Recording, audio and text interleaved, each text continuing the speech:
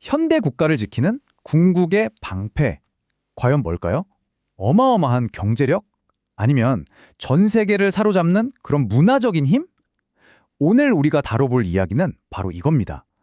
전혀 달라 보이는 두 가지의 현대적인 방패, 대한민국의 반도체랑 K-팝을 가지고 말이죠. 이 흥미로운 질문에 대한 답을 지금부터 같이 한번 파헤쳐보죠.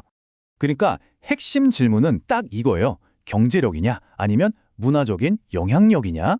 여러분은 어떻게 생각하세요? 진짜 무슨 거인들의 싸움 같지 않나요? 이제부터 우리나라, 대한민국을 예로 들어서 이 두 개의 힘이 현실에서 대체 어떻게 작동하는지 한번 제대로 뜯어보겠습니다. 자, 그럼 첫 번째 선수부터 만나볼까요? 바로 대한민국의 반도체 산업이 가지고 있는 그야말로 어마어마한 지정학적인 힘. 우리가 이걸 경제적 요새라고 부를 수 있겠네요. 이 경제 방패가 어떻게 작동하냐? 그 핵심 원리가 바로 경제적 상호 확증 파괴라는 건데요. 말이 좀 어렵죠? 쉽게 말해서 서로가 서로에게 너무 중요해져서 그 누구도 먼저 주먹을 날릴 수 없는 그런 상태를 만드는 거예요. 진짜 말 그대로 너 때리면 나도 같이 망한다. 이런 거죠. 정말 강력한 억제책이라고 할 수밖에 없어요. 아니 그럼 구체적으로 반도체가 어떻게 그런 방패가 된다는 걸까요?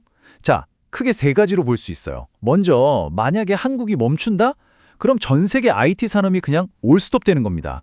그리고 두 번째, 이 반도체 공장들이요. 이게 사실상 실질적인 인질이나 마찬가지예요. 왜냐? 여기를 공격하는 순간 자기네 산업도 같이 무너져 내리는 거거든요. 그리고 마지막으로 이게 또 중요하죠. 세계 최강 대국인 미국마저도 한국 반도체가 없으면 안 돼요.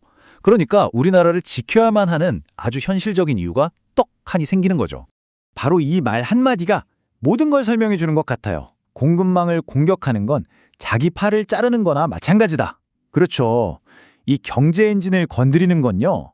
결국 자기 자신한테 칼을 꽂는 그런 자해행위랑 똑같다는 뜻입니다. 이야, 이게 바로 경제 방패의 진짜 무서운 점이죠. 자, 좋습니다. 지금까지 경제 얘기를 했죠? 그럼 이제 완전히 결이 다른 두 번째 방패를 만나볼 시간입니다. 두 번째 선수, 바로 K-팝으로 대표되는 전 지구적인 문화 현상, 바로 문화적 방화벽입니다. 이 문화 방패의 기본 원리는 바로 소프트 파워라는 거예요. 이게 뭐냐면 막 힘으로 억지로 누르는 게 아니라 매력으로 사람들을 끌어당겨서 스스로 우리 편이 되게 만드는 그런 힘을 말하는 거거든요. 바로 이게 K-팝이 가진 힘의 진짜 핵심인 거죠. 이 소프트 파워가 대체 얼마나 대단한 거냐고요? 자, 이 숫자를 한번 보세요. 수억 명. 이건 그냥 숫자가 아니에요. BTS의 아미를 비롯해서 전 세계에 퍼져 있는 한류 팬들의 규모입니다.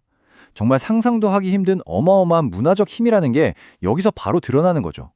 아니 팬덤이 어떻게 국방이 되냐고요. 자, 이게 진짜 재밌습니다. 우선 이 팬들은 전 세계에 쫙 깔려있는 글로벌 시민 감시망 같은 역할을 해요. 어디선가 무슨 부당한 일이 생기면 그냥 순식간에 전 세계 여론을 들끓게 만들죠. 게다가 이들의 목소리가 모이면요. 정치인들이 절대 무시 못한 엄청난 정치적 압력이 됩니다. 그리고 어쩌면 가장 흥미로운 포인트인데 이 힘이 적국의 내부, 특히 젊은 세대들의 마음에 파고들어서 어떤 심리적인 균열을 만들어낼 수도 있다는 거예요. 대단하죠?